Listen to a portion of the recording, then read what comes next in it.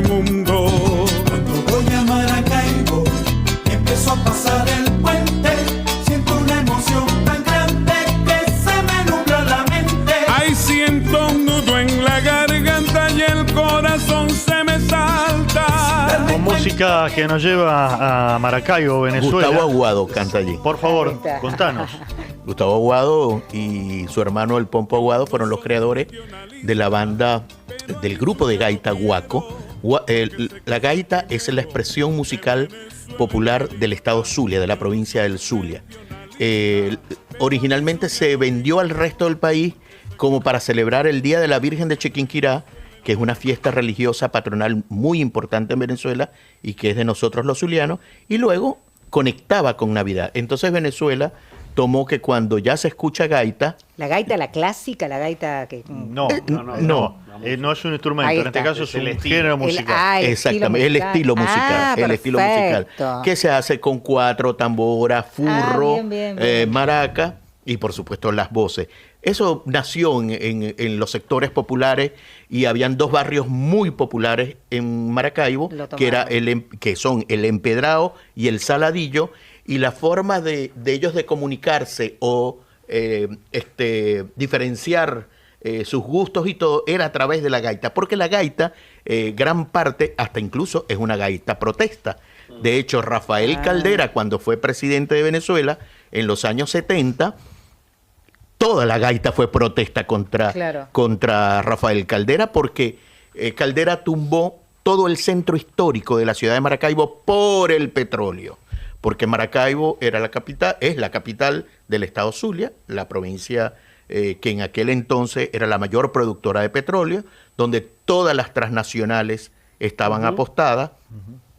Y bueno, había una inversión del petróleo en el estado, pero esas inversiones también llevaban a cometer delitos gravísimos como desaparecer el centro histórico. Claro, lo que pasa es que es esa Venezuela que en la década del 70 en la Argentina se miraba como Meca, donde fueron muchos la Venezuela saudita. La Venezuela saudita, la Venezuela que empezaba a producir novelas para toda Latinoamérica, una Venezuela... Mira, acabas de tocar un tema que para mí es apasionante, que es el tema, bueno, porque es lo que yo hago, el tema cultural. Y yo soy un estudioso, aunque en Venezuela se llamaba el huésped alienante, que era el televisor, ¿no? Bueno. Muy de los 70 también. Muy de los 70. Esa definición fue de Marta Colomina, una mujer de izquierda toda su vida en la Escuela de Comunicación Social en la Universidad del Zulia, y hoy en día es una de las más opositora al régimen chavista y madurista, bueno, como tal, ¿no? Es que ya hoy está muy grande la señora, está retirada, vive en España, pero en los años 70 ella hizo el huésped alienante. Entonces, cuando yo iba a salir del liceo, del colegio, para entrar a la universidad, nos obligaban a hacer un trabajo de investigación. Y yo hice un trabajo que se llamaba La influencia de la telenovela y la moda en la conducta del venezolano. Porque aparte del petróleo, habían 2 cosas culturalmente que se producían. Por supuesto, el petróleo hizo la cultura del petróleo en Venezuela. En Venezuela hay arquitectura petrolera que responde a las exigencias del petróleo como tal, ¿no? A lo que era la forma de vida, la construcción de la casa, que eran unas casas elevadas como unos palafitos, pero sobre tierra, todas unas características como tales. Y por supuesto, el petróleo que influyó con el dinero, hay una arquitectura brutalista, extraordinaria en Venezuela, que todo eso fue del producto del petróleo.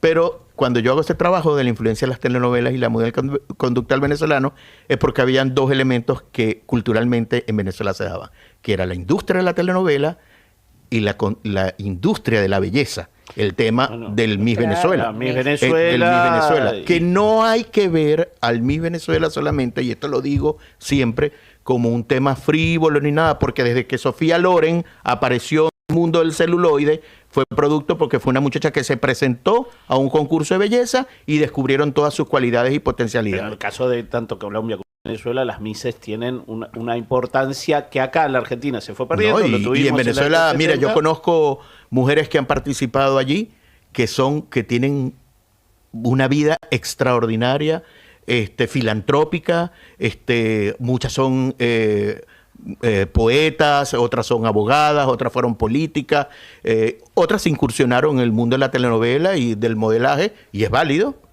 cada quien coge por el camino que quiera. Más allá de que podamos diferenciarnos o diferir de algunas expresiones de muchas, ¿no? Pero responde a ese tema cultural que en la Venezuela saudita de los 70 había. Regulo, no quiero despedirte sin preguntarte o sin que nos cuentes y que nos digas, y por ahí, bueno, entro en la fibra más íntima, pero es en definitiva lo que le estamos preguntando a cada venezolano con el que conversamos. ¿Qué esperás de este momento? ¿Qué te pasa por dentro mirando estas horas y también de cara al futuro, también teniendo en cuenta que podés hacer una lectura, como vos decías, de años en donde han pasado muchas cosas, en donde ha habido muchos avatares y en donde también ha habido en algún momento ilusiones de los venezolanos que se vieron truncas? Yo ilusionado no estoy, ¿no? En principio. Estoy muy expectante por lo que tú acabas de decir, por la tradición cultural de los últimos 27 años. De algunos logros, fracaso, violación sistemática a todos los derechos humanos, que produjo 9 millones de migrantes venezolanos. Eso hay que meterle el ojo a aquellos que dicen que están en contra de lo que sucedió, que es válido. Yo puedo estar a favor, pero hay que meterse adentro, y por eso comencé esta entrevista diciendo que hay que hacer un análisis desde la complejidad, desde la totalidad como tal. Yo lo que quiero para mi país, para Venezuela, es realmente, primero, la vuelta al sistema democrático, a la democracia. Y pasar por el sistema de la democracia es el reconocimiento a las instituciones, el reconocimiento a los derechos de los ciudadanos, a opinar, a transitar libremente. Sé que es un momento muy complejo y muy difícil. Yo sí creo que hubo algunos acuerdos para vivir este momento, que van a despertar y vamos a conocer dentro de poco quiénes apoyaron, quiénes no apoyaron, quiénes estuvieron involucrados y no estuvieron involucrados, aunque visiblemente ahorita todo se puede aparentemente leer muy fácil, pero yo creo que va mucho más allá. Y bueno, lo que deseo para mi país es que luego de estos difíciles, complejos y tristes 27 años, regrese no la alegría y la felicidad, porque el venezolano por naturaleza, a pesar de la adversidad, siempre tiene una sonrisa, hacemos un chiste, estamos inventando algo, pero creo que es algo de la reacción natural.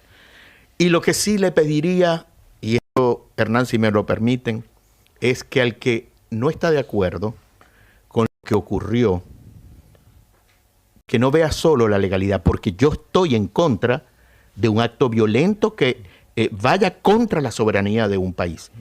Yo creo que cualquier ciudadano del mundo comparte este criterio.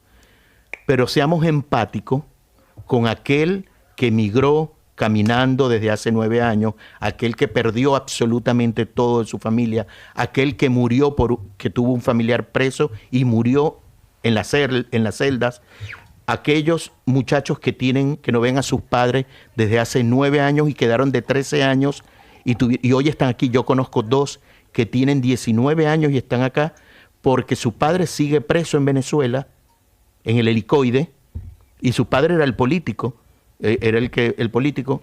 La madre muere producto de todo este estrés, de todas estas cosas, se enferma y muere, y ellos se los trae un tío con 19 y 18 años acá a vivir, a comenzar la vida. Eso yo no se lo deseo absolutamente a nadie.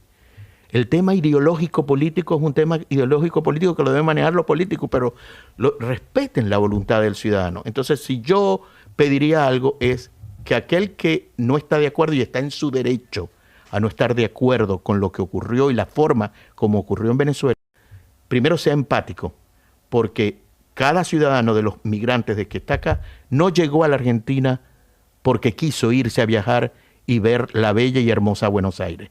No, hay toda una historia muy triste, muy lamentable, pero que a pesar de eso, como decimos nosotros, le han echado bola y trabajan como Rappi o como gerente o como jardinero como médico y como todo. Y aquellos que dicen que se acabaron estas empresas de repartir a las casas de delivery,